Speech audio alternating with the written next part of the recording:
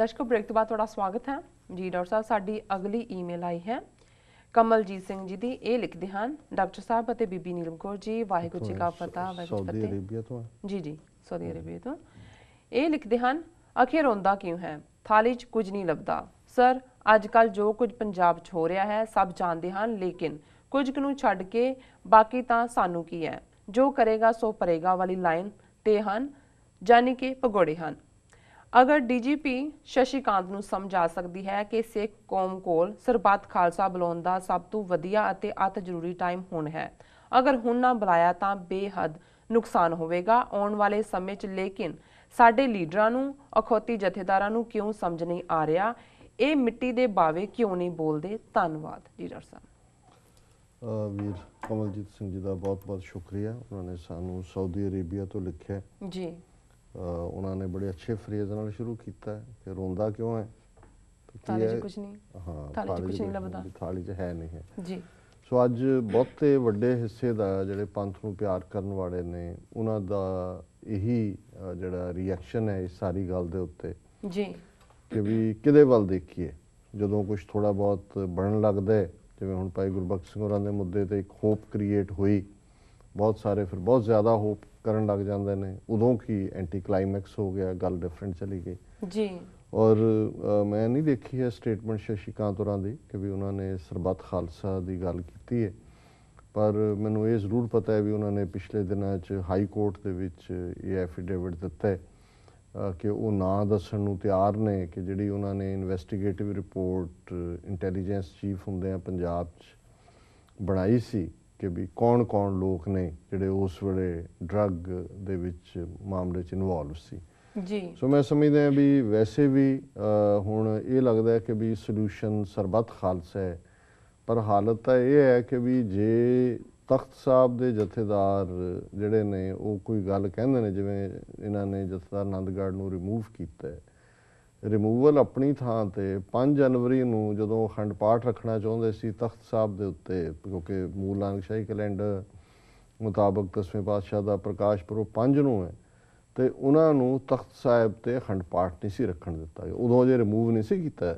श्रोमणी उदों जथेदार हुंदियां भी वो अपने तख्त जिथे जिथे कि इन्ने सालों तो जथेदार ने उत्थे अखंड पाठ भी नहीं सी रखवा सकते जी। और हुण जदों कि उन्होंने कढ़ दिता गया उन्होंने अपने घर जिहड़ा नाल लगदा है उहदे चों सहज पाठ गुरु ग्रंथ साहिब दा करन दे लई महाराज दा स्वरूप उन्होंने मंगिया उन्होंने गए और जो डिजायर्ड सी फीस जमा कराई लेकिन उन्होंने महाराज दा स्वरूप भी नहीं दिता गया और वो हुण किसी होर थां ते मस्तूआणे तो कि कितों लैके आए ने तो जिथे ये हाल है तुहानूं तां जे हुण गुरबख्श सिंह ने मत्था टेकण आउणा सी ते पंजाब पुलिस ने पुलिस छाउणी बनाया होया सी पंजाब नूं जी तो तुहानूं किने सरबत खालसा करन देना ये चीज़ां असीं करदे तां हाँ कि जी इवें हो जाए चंगा है तो जे असीं बाहर जिवें हुण अगले ऐतवार जे 60-70 गुरुद्वारियां दे नुमाइंदे स्टेटमेंट दिंदे ने कि भाई उहनूं कंडैम करदे ने उत्थे गुरुद्वारियां दा इकट्ठ हुंदा है मते भी होणगे दूसरे भी होणगे तो उहनूं मक्कड़ वर्गे दूजे कहणगे जी नहीं नहीं वड्डा पंथ दे दायरे ने मन लिया साडे फैसले नूं उन्होंने स्वागत किया एवें मुट्ठी भर लोग ने असी सब तो वड्डी कमेटी है श्रोमणी कमेटी लोगों की चुनी हुई और जिस तरीके नाल इन्हां ने हरियाणा कमेटी नूं और दूसरे सारे मुद्दों के उत्ते जिस किस्म की गुंडा अप्रोच रखी और अकाल तख्त नूं इस्तेमाल करके उन्होंने पंथ चों ही कढ़ता जिहड़ा कोई गल करन वाला है। सो मैं समझदा भी इस पीरीयड च कोई भी इस किस्म का असीं देखते हैं कि की तरीका है कि पंजाब दे विच अपनी गल नूं खड़ा किया जाए जी। लेकिन ना तुहानूं किसी ने उत्थे सरबत खालसा करन देना जे बाहर तुसीं करदे हो जिवें ननकाणा साहब सी कि भाई इस मुद्दे के उत्ते इकट्ठ होए तो उन्होंने भी कहे कि ये ISI करवा रही है पाकिस्तान बाहर तुसीं कहंदे बाहर हुंदे हो कहंदे एवें मुट्ठी भर सिख ने इत्थे थोड़ी साडे कोल असली ताकत है। सो इस कोई शक नहीं है कि असीं हर कोई पंथ दर्दी सोचता है भी की कीता जाए पर इन्हां ने अजे कोई पेश जान नहीं देनी है पर इन्हां दा थल्ला लगना शुरू हो गया है जी। और मेरा ख्याल है भी कोई ना कोई तरीका निकलेगा जरूर ਜਿਹਦੇ ਥੱਲੇ ਇਹਨਾਂ ਦਾ ਜਿਹੜਾ ਉਹ ਖਾਤਮਾ ਹੋਏਗਾ। ਜੀ ਡਾਕਟਰ ਸਾਹਿਬ ਤੁਹਾਡਾ ਬਹੁਤ ਬਹੁਤ ਧੰਨਵਾਦ। ਹੁਣ ਸਾਡੇ ਦਰਸ਼ਕਾਂ ਨੂੰ ਦੱਸੋ ਅੱਜ ਦੇ ਦਿਨ ਦੀ ਇਤਿਹਾਸਕ ਅਹਿਮੀਅਤ। ਸਿੱਖ ਹਿਸਟਰੀ ਦੇ ਹਵਾਲੇ ਨਾਲ 1926 ਦੇ ਵਿੱਚ ਜਦੋਂ ਕਿ ਬੱਬਰ ਅਕਾਲੀਆਂ ਦੇ ਖਿਲਾਫ ਕਿਉਂ ਕੇਸ ਤਾਂ ਚੱਲਦੇ ਰਹੇ ਕਈਆਂ ਦੇ ਪਰ ਅੱਜ ਇੱਕ ਕੇਸ ਦੇ ਵਿੱਚ ਜਿਹੜਾ 5 ਬੱਬਰਾਂ ਨੂੰ ਫਾਂਸੀ ਦੀ ਸਜ਼ਾ ਸੁਣਾਈ ਗਈ 11 ਨੂੰ ਉਮਰ ਕੈਦ ਹੋਈ ਔਰ 38 ਬੱਬਰਾਂ ਨੂੰ 4-4 ਸਾਲ ਦੀ ਜੇਲ੍ਹ ਹੋਈ। ਸੋ ਹੁਣ ਅਸੀਂ ਪਹਿਲਾਂ ਹੀ ਗੱਲ ਕਰਕੇ ਹਟੇ ਹਾਂ ਕਿ ਜੀ ਕਿਵੇਂ ਪੰਥ ਨੂੰ ਲੀਡਰਸ਼ਿਪ ਮਿਲੇ, ਸਰਬੱਤ ਖਾਲਸਾ ਹੋਏ ਜਾਂ ਦੂਸਰਾ ਹੋਏ। ਇਹ ਜਿਹੜੇ ਬੱਬਰਾਂ ਨੇ ਲਗਭਗ ਇੱਕ ਸਟੇਜ 'ਤੇ 4-5 ਸਾਲ ਪੰਜਾਬ ਦੇ ਵਿੱਚ ਔਰ ਖ਼ਾਸ ਤੌਰ 'ਤੇ ਦੁਆਬੇ ਦੇ ਵਿੱਚ ਬ੍ਰਿਟਿਸ਼ ਸਰਕਾਰ ਨੂੰ ਹੀ ਜਿਹੜਾ ਉਹ ਫੇਲ ਕਰ ਦਿੱਤਾ ਸੀ। ਇਹਨਾਂ ਦੀ ਗਿਣਤੀ 90 ਤੋਂ ਜ਼ਿਆਦਾ ਨਹੀਂ ਸੀ, 80-90 ਬੰਦੇ ਸੀ ਜੀ, ਲੇਕਿਨ ਕਮਿਟਡ, ਡੈਡੀਕੇਟਡ। ਉਹਨਾਂ ਨੇ ਫੈਸਲਾ ਕੀਤਾ ਸੀ ਵੀ ਕਿਹੜੇ ਟੋਡੀ ਸੋਧਣੇ ਨੇ, ਕਿਹੜੇ ਮੁਖਬਰ ਨੇ, ਕੌਣ-ਕੌਣ ਸਰਕਾਰੀ ਏਜੰਸੀਆਂ 'ਚ ਕੀ ਕਰਨ ਵਾਲਾ ਹੈ। ਔਰ ਇੱਕ ਸਟੇਜ 'ਤੇ ਉਹਨਾਂ ਦੀ ਖੁਫੀਆ ਰਿਪੋਰਟਾਂ ਨੇ ਉਸ ਵੇਲੇ ਦੀ ਬ੍ਰਿਟਿਸ਼ ਗੌਰਮੈਂਟ ਦੀ ਕਿ ਜਿਹੜਾ ਮੁਖਬਰਾਂ ਰਾਹੀਂ ਉਹਨਾਂ ਨੂੰ ਜਾਣਕਾਰੀ ਮਿਲਦੀ ਸੀ ਉਹ ਸਾਰਾ ਸਿਸਟਮ ਕੋਲੈਪਸ ਹੋ ਗਿਆ ਸੀ। ਜੀ, ਸੋ 80-90 ਬੰਦਿਆਂ ਨੇ ਆਪਣੀ ਹਕੂਮਤ ਜਿਹੜੀ ਆ ਐਸਟੈਬਲਿਸ਼ ਕਰਕੇ ਦਿਖਾ ਦਿੱਤੀ ਸੀ। ਸੋ ਕਈ ਵਾਰੀ ਇਹ ਵੀ ਹੁੰਦਾ ਹੈ ਵੀ ਅਸੀਂ ਉਸ ਰਸਤੇ 'ਤੇ ਜਾਣ ਤੋਂ ਵੀ ਡਰਦੇ ਹਾਂ ਜਿਹੜਾ ਕਈ ਚੀਜ਼ਾਂ ਪੰਥਕ ਰਵਾਇਤਾਂ ਨੇ। ਸੋ 1935 ਦੇ ਵਿੱਚ ਅੱਜ ਦੇ ਦਿਨ ਸਰ ਸੇਵਾ ਸਿੰਘ ਠੀਕਰੀਵਾਲਾ ਉਹਨਾਂ ਨੂੰ ਸ਼ਹੀਦ ਕੀਤਾ ਗਿਆ, ਪਟਿਆਲਾ ਜੇਲ੍ਹ 'ਚ ਰੱਖ ਕੇ ਉਹਨਾਂ ਨੇ ਵਰਤ ਰੱਖਿਆ। ਇਹ ਸਭ ਤੋਂ ਪਹਿਲਾ ਅਕਾਲੀ ਜਥੇ ਜਦੋਂ ਬਣੇ ਤਾਂ ਅਕਾਲੀ ਜਥਾ ਪਟਿਆਲੇ ਦੇ ਵਿੱਚ ਕਾਇਮ ਹੋਇਆ ਔਰ ਇਹਦਾ ਅਮਰਿੰਦਰ ਦਾ ਦਾਦਾ ਭੁਪਿੰਦਰ ਸਿੰਘ ਇੰਨਾ ਜ਼ਾਲਮ ਆਦਮੀ ਸੀ ਕਿ ਉਸ ਨੇ ਇਹਨਾਂ ਨੂੰ ਬਾਰ-ਬਾਰ ਝੂਠੇ ਕੇਸਾਂ 'ਚ ਜੇਲ੍ਹਾਂ 'ਚ ਲਿਆਂਦਾ, ਬਾਰ-ਬਾਰ ਜਿਹੜਾ ਟੌਰਚਰ ਕਰਦੇ ਰਹੇ। ਔਰ ਇਹਦੇ ਬਾਵਜੂਦ ਜਿਹੜਾ ਇਹਨਾਂ ਦੇ ਨਾਲ ਕੋਈ ਮਾੜੀ ਮੋਟੀ ਹਮਦਰਦੀ ਰੱਖਣ ਵਾਲਾ ਸੀ, ਜਿਵੇਂ ਹਰਚੰਦ ਸਿੰਘ ਜਿਹੜੇ ਨੇ ਜੇਜੀ, ਉਹਨਾਂ ਦੀ ਵੀ ਸਾਰੀ ਜਾਇਦਾਦ ਔਰ ਜ਼ਬਤ ਕਰਕੇ ਸਾਰੀ ਪ੍ਰਾਪਰਟੀ ਉਹਨਾਂ ਨੂੰ ਵੀ ਦੇਸ਼ ਨਿਕਾਲਾ ਦੇ ਦਿੱਤਾ ਸੀ। ਸੋ ਅੱਜ ਦੇ ਦਿਨ ਸਰ ਸੇਵਾ ਸਿੰਘ ਠੀਕਰੀਵਾਲਾ ਜਿਹੜੇ ਨੇ ਉਹ ਸ਼ਹੀਦ ਹੋਏ। 1986 ਦੇ ਵਿੱਚ ਅੱਜ ਦੇ ਦਿਨ ਜਿਹੜੇ 2 ਹਾਈਜੈਕਿੰਗਸ ਪਾਕਿਸਤਾਨ ਦੇ ਵਿੱਚ ਜਿਹੜੇ ਜਹਾਜ਼ ਲੈ ਕੇ ਗਏ ਸੀ, 1 ਸਤੰਬਰ 1981 'ਚ ਭਾਈ ਗਜਿੰਦਰ ਸਿੰਘ ਹੋਰੀ ਤੇ ਜੁਲਾਈ 1984 'ਚ, ਉਸ ਦਿਨ ਇਹਨਾਂ ਦੇ ਕੁੱਲ ਮਿਲਾ ਕੇ ਇਹ 14 ਹਾਈਜੈਕਰ ਬਣਦੇ ਸੀ। ਉਹਨਾਂ ਦੇ ਕੇਸ ਦਾ ਫੈਸਲਾ ਜਿਹੜਾ ਹੈ ਉਹ ਪਾਕਿਸਤਾਨ ਦੇ ਕੋਰਟਸ ਨੇ ਦਿੱਤਾ, ਸ਼ਾਇਦ ਹਾਈ ਕੋਰਟ ਨੇ। 3 ਨੂੰ ਫਾਂਸੀ ਦੀ ਸਜ਼ਾ ਸੁਣਾਈ ਗਈ, 7 ਨੂੰ ਉਮਰ ਕੈਦ ਸੁਣਾਈ ਗਈ, 4 ਬਰੀ ਕੀਤੇ ਗਏ। ਔਰ ਜਿਨ੍ਹਾਂ ਨੂੰ ਫਾਂਸੀ ਦੀ ਸਜ਼ਾ ਸੁਣਾਈ ਗਈ ਉਹ ਸਜ਼ਾ ਉੱਪਰਲੇ ਕੋਰਟ 'ਚ ਜਾ ਕੇ ਟੁੱਟ ਗਈ। ਸੋ ਇਹ ਇੱਕ ਅੱਜ ਦਾ ਦਿਨ ਸੀ ਜਦੋਂ ਕਿ ਉਹਨਾਂ ਦਾ ਫੈਸਲਾ ਆਇਆ ਜੀ। ਵਰਲਡ ਹਿਸਟਰੀ ਦੇ ਹਵਾਲੇ ਨਾਲ 1265 ਦੇ ਵਿੱਚ ਪਹਿਲੀ ਵਾਰ ਬ੍ਰਿਟਿਸ਼ ਪਾਰਲੀਮੈਂਟ ਦਾ ਸੈਸ਼ਨ ਸ਼ੁਰੂ ਹੋਇਆ ਹੈ। ਉਹੀ ਪੀਰੀਅਡ ਹੈ ਜਦੋਂ ਮੈਗਨਾ ਕਾਰਟਾ ਹੋਂਦ 'ਚ ਆਇਆ ਔਰ ਉਹਨਾਂ ਦੀ ਡੈਮੋਕ੍ਰੇਸੀ ਦੀਆਂ ਰੂਟਸ ਜਾ ਕੇ 13ਵੀਂ ਸਦੀ ਦੇ ਵਿੱਚ ਨੇ ਜੀ। 1841 ਦੇ ਵਿੱਚ ਚਾਈਨਾ ਨੇ ਹਾਂਗਕਾਂਗ ਜਿਹੜਾ ਹੈ ਉਹ ਬ੍ਰਿਟਿਸ਼ ਨੂੰ ਦੇ ਦਿੱਤਾ। ਬ੍ਰਿਟਿਸ਼ ਦੇ ਕੋਲ ਹੀ ਰਹੇ।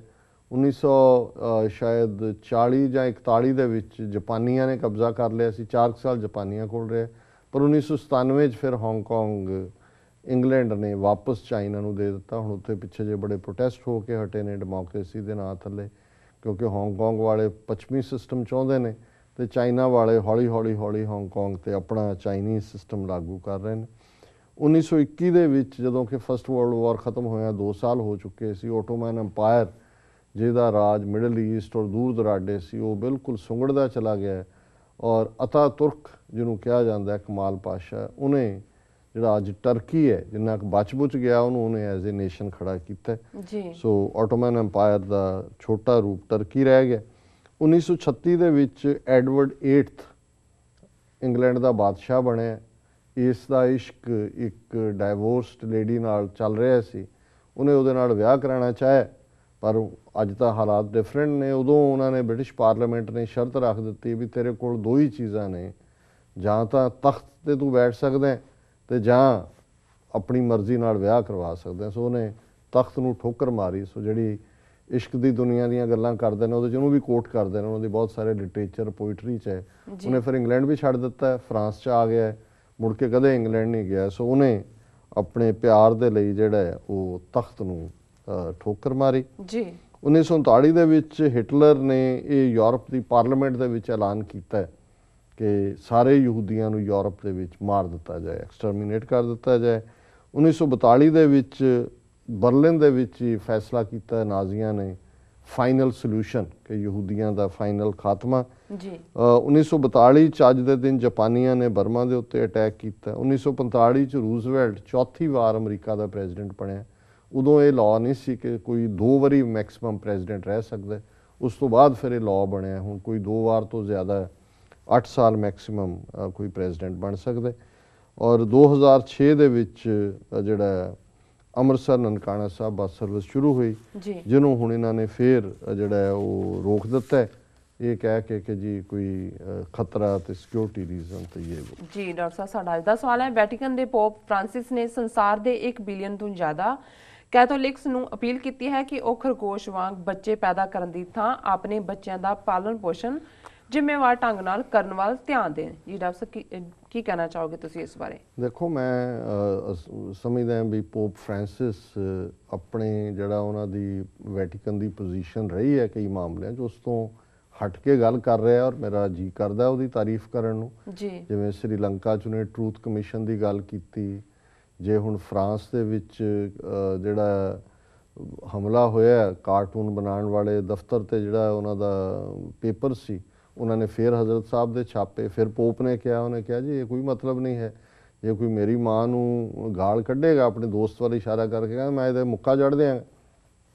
ਸੋ ਜ਼ਾਹਰ ਹੈ ਇਹ ਵੀ ਕੈਥੋਲਿਕਸ ਦਾ ਕਿ ਜੀ ਜੇ ਕੋਈ ਤੁਹਾਨੂੰ ਇੱਕ ਚਪੇੜ ਮਾਰੇ ਤਾਂ ਆਪਣੀ ਦੂਸਰੀ ਗੱਲ ਉਹਦੇ ਅੱਗੇ ਕਰ ਦਿਓ। ਹੁਣ ਤੱਕ ਪੋਜੀਸ਼ਨ ਜਿਹੜੀ ਹੈ, ਪੋਪ ਜਿਹੜੇ ਨੇ ਉਹ ਈਵਨ ਕੰਟਰਾਸੈਪਟਿਵ ਵੀ ਇਸਤੇਮਾਲ ਨਹੀਂ ਕਰਨ ਦਿੰਦੇ ਕਿ, ਔਰ ਇਹ ਮੰਨਿਆ ਜਾਂਦਾ ਹੈ ਕਿ ਵੀ ਇਹ ਤਾਂ ਰੱਬ ਦੀ ਜਿਹੜੀ ਹੈ ਉਹ ਗਿਫਟ ਹੈ ਦੂਸਰੇ। ਪਰ ਉਹਨੇ ਬੜੀ ਚੰਗੀ ਗੱਲ ਕਹੀ, ਉਹਨੇ ਕਿਹਾ ਜੀ ਠੀਕ ਹੈ, ਮੈਂ ਹੁਣ ਵੀ ਇਸ ਪੋਜੀਸ਼ਨ ਨੂੰ ਸਪੋਰਟ ਕਰਦਾ ਕਿ ਕੋਈ ਵੀ ਜਿਹੜੇ ਆ ਇਸ ਕਿਸਮ ਦੇ ਮੇਸ਼ਰ ਨਹੀਂ ਇਸਤੇਮਾਲ ਕਰਨੇ ਚਾਹੀਦੇ, ਗਰਭ ਰੋਕੂ। ਪਰ ਉਹਨੇ ਕਿਹਾ ਜੀ ਇਹ ਤੁਹਾਨੂੰ ਜਿਹੜੀ ਹੈ ਅਕਲ ਵੀ ਤਾਂ ਰੱਬ ਨੇ ਦਿੱਤੀ ਹੈ ਕਿ ਵੀ ਤੁਸੀਂ ਖਰਗੋਸ਼ਾਂ ਦੀ ਤਰ੍ਹਾਂ ਬੱਚੇ ਹੀ ਪੈਦਾ ਕਰਨੇ ਨੇ, ਉਹਨਾਂ ਨੂੰ ਉਹਨਾਂ ਦੀ ਸਾਂਭ ਸੰਭਾਲ ਦੀ ਵੀ ਤੁਹਾਡੀ ਜ਼ਿੰਮੇਵਾਰੀ ਹੈ ਜੀ। ਔਰ ਉਹਨੇ ਕਿਹਾ ਵੀ ਇਹ ਠੀਕ ਨਹੀਂ ਹੈ। ਸੋ ਅਸੀਂ ਸਮਝਦੇ ਹਾਂ ਵੀ ਇਹ ਇੱਕ ਵੈਲਕਮ ਲਾਈਨ। ਔਰ ਉਸ ਤੋਂ ਪਹਿਲਾਂ ਫ੍ਰਾਂਸਿਸ ਨੇ ਇਸ ਮੁੱਦੇ 'ਤੇ ਵੀ ਪੋਜੀਸ਼ਨ ਲਈ, ਜਦੋਂ ਕਿ ਉਹਨਾਂ ਨੇ ਥਿਊਰੀ ਆਫ ਐਵੋਲਿਊਸ਼ਨ ਦੀ ਗੱਲ ਕੀਤੀ ਡਾਰਵਿਨ ਦੀ, ਉਹਨਾਂ ਨੇ ਕਿਹਾ ਜੀ ਇਹਦਾ ਕੋਈ ਸਾਡੀ ਕ੍ਰਿਸਚੈਨਿਟੀ ਦੇ ਨਾਲ ਕੋਈ ਟਕਰਾਅ ਨਹੀਂ ਹੈ। ਸੋ ਇਹ ਵੀ ਪੋਜੀਸ਼ਨ ਚੇਂਜ ਪੋਜੀਸ਼ਨ ਹੈ। ਸੋ ਮੈਂ ਸਮਝਦਾ ਵੀ ਇਹ ਸਾਊਥ ਅਮਰੀਕਾ ਦੇ ਇੱਕ ਛੋਟੇ ਜਿਹੇ ਦੇਸ਼ 'ਚੋਂ ਆਇਆ, ਔਰ ਜਿਹੜੇ ਹੁਣ ਇਸਟੈਬਲਿਸ਼ਡ ਇਹਨਾਂ ਦੇ ਨੋਰਮ ਸੀ ਉਹਨੂੰ ਛੱਡ ਕੇ ਵੀ ਉਹ ਦੇਖ ਰਹੇ ਨੇ ਹੁਣ ਦੁਨੀਆ 'ਚ 1 ਬਿਲੀਅਨ 2 ਮਿਲੀਅਨ ਸ਼ਾਇਦ ਟੋਟਲ ਆਬਾਦੀ ਹੈ ਕੈਥੋਲਿਕਸ ਦੀ, 1/6 ਆਫ ਦਾ ਵਰਲਡ ਪੋਪੂਲੇਸ਼ਨ ਹੈ ਜੀ। ਔਰ ਇਹ ਜੇ ਇਸ 'ਤੇ ਇਹਨਾਂ ਨੇ ਸਟੈਂਸ ਲਿਆ ਈਵਨ ਪੋਪੂਲੇਸ਼ਨ ਕੰਟਰੋਲ 'ਤੇ ਵੀ, ਇਟਸ ਅ ਵੈਲਕਮ ਥਿੰਗ। ਔਰ ਅਸੀਂ ਸਮਝਦੇ ਹਾਂ ਵੀ ਅਲਟੀਮੇਟਲੀ ਧਰਮ ਦਾ ਰੋਲ ਹੈ, ਪਰ ਜਿਹੜੀਆਂ ਚੀਜ਼ਾਂ ਸਮੇਂ ਦੇ ਨਾਲ ਭਾਵੇਂ ਉਹਦੇ 'ਤੇ ਕੋਈ ਕਿਸੇ ਨੇ ਪੋਜੀਸ਼ਨ ਲਈ ਹੋਏ, ਜਿਹੜੀਆਂ ਬੋਧੀਆਂ ਹੋ ਚੁੱਕੀਆਂ ਨੇ ਚੀਜ਼ਾਂ ਜੀ, ਜਾਂ ਯੂਜ਼ਲੈਸ ਨੇ, ਜਾਂ ਉਹ ਹਿਊਮੈਨਿਟੀ ਦਾ ਕੋਈ ਫਾਇਦਾ ਨਹੀਂ ਕਰਦੀਆਂ, ਉਹਨਾਂ 'ਤੇ ਡਿਫਰੈਂਟ ਪੋਜੀਸ਼ਨ ਲੈਣੀ ਇਹ ਚੰਗੀ ਗੱਲ ਹੈ ਜੀ। ਡਾਕਟਰ ਸਾਹਿਬ, ਤੁਹਾਡਾ ਬਹੁਤ ਬਹੁਤ ਧੰਨਵਾਦ। ਹੁਣ ਸਾਡੇ ਦਰਸ਼ਕਾਂ ਨੂੰ ਦੱਸੋ ਅੱਜ ਦਾ ਵਿਚਾਰ। ਅੱਜ ਦੇ ਵਿਚਾਰ ਲਈ ਅਸੀਂ ਭਾਈ ਨੰਦ ਲਾਲ ਜੀ ਦੀ ਰੁਬਾਈ ਨੰਬਰ 7 ਨੂੰ ਚੁਣਿਆ ਜੀ। ਭਾਈ ਸਾਹਿਬ ਕਹਿੰਦੇ ਨੇ, ਦਰ ਦਹਰ ਕੇ ਮਰਦਾਨੇ ਖੁਦਾ ਆਮਦਾ ਅੰਦ, ਬਰਗੁਮ शुदगा रहनुमा आमदा अंद गोया अगर इन चश्मे तो मुश्ताक़े खुदास्त मर्दाने खुदा खुदा नुमा आमदा अंद जी। सो इसका तत्त सारे है कि जदों भी कोई रब दा भेजिया बंदा आंदा है कोई मर्दे उन्होंने मर्दाने खुदा शब्द क्या है कि खुदा दा भेजिया मर्द आंदा है तो उन्होंने अन्नियां नूं जिहड़े गवाचे हुंदे ने उन्हां दी रहनुमाई करदे उन्होंने राह दसदा वो जिहड़े कि मुश्ताके खुदा जिहड़ा चाहवान ने खुदा दे रस्ते दे उन्होंने ई चश्मे तो उन्हां राहीं उस मर्द राहीं खुदा दे बंदे राहीं उस रब नूं देखदे ने और अल्टीमेटली वो रब दा रूप हुंदा है। तो इवें ही उन्हां दे नैण उन्हां दे जहन उस रब दा नज़ारा जिहड़ा है वो अपने अंदर माणदे ने। सो पंजाबी च प्रिंसिपल हरभजन सिंह दा अनुवाद है जी। जदों कदे भी जग ते कोई मर्द अगमड़ा आउंदा भुलियां भटकियां ताई वो है राह मौला दे पाउंदा। जदों कदे भी जग ते कोई मर्द अगमड़ा आउंदा भुलियां भटकियां ताई वो है राह मौला दे पाउंदा। नैण तेरे ए गोया जेकर जलवा रब्बी चाहुंदे तां महापुरखां दे अंदर दिसू ਰੱਬ ਹੀ ਰੂਪ ਵਟਾਉਂਦਾ ਹੈ। ਜੀ ਸੋ ਇਹ ਅੱਜ ਦਾ ਵਿਚਾਰ ਹੈ। ਜੀ ਡਾਕਟਰ ਸਾਹਿਬ ਤੁਹਾਡਾ ਬਹੁਤ ਬਹੁਤ ਸ਼ੁਕਰੀਆ, ਤੁਸੀਂ ਅੱਜ ਦਾ ਵਿਚਾਰ ਸਾਡੇ ਦਰਸ਼ਕਾਂ ਨਾਲ ਸਾਂਝਾ ਕੀਤਾ। ਇਸ ਨਾਲ ਲੈਣੇ ਆਪਣੇ ਵੀਅਰਸ ਕੋਲ ਇਜਾਜ਼ਤ। ਵੀਅਰਸ, ਸਾਡੇ ਪ੍ਰੋਗਰਾਮ ਦਾ ਸਮਾਂ ਇੱਥੇ ਸਮਾਪਤ ਹੁੰਦਾ। ਤੁਸੀਂ ਆਪਣੇ ਰਾਏ ਤੇ ਸੁਝਾਅ ਸਾਨੂੰ ਭੇਜਣਾ ਨਾ ਭੁੱਲਣਾ। ਸਾਡੇ ਇਸ ਪਤੇ ਤੇ sos@tv84.tv ਤੇ ਅਸੀਂ ਆਪਣਾ ਪ੍ਰੋਗਰਾਮ ਲੈ ਕੇ ਫਿਰ ਦੁਬਾਰਾ ਹਾਜ਼ਰ ਹੋਵਾਂਗੇ। ਤਦ ਤੱਕ ਲਈ ਮੈਨੂੰ ਤੇ ਆਪਣੇ ਡਾਕਟਰ ਸਾਹਿਬ ਨੂੰ ਆਗਿਆ ਦਿਓ ਤੇ ਬੁਲਾ ਦਿਓ ਫਤਿਹ। ਵਾਹਿਗੁਰੂ ਜੀ ਕਾ ਖਾਲਸਾ, ਵਾਹਿਗੁਰੂ ਜੀ ਕੀ ਫਤਿਹ।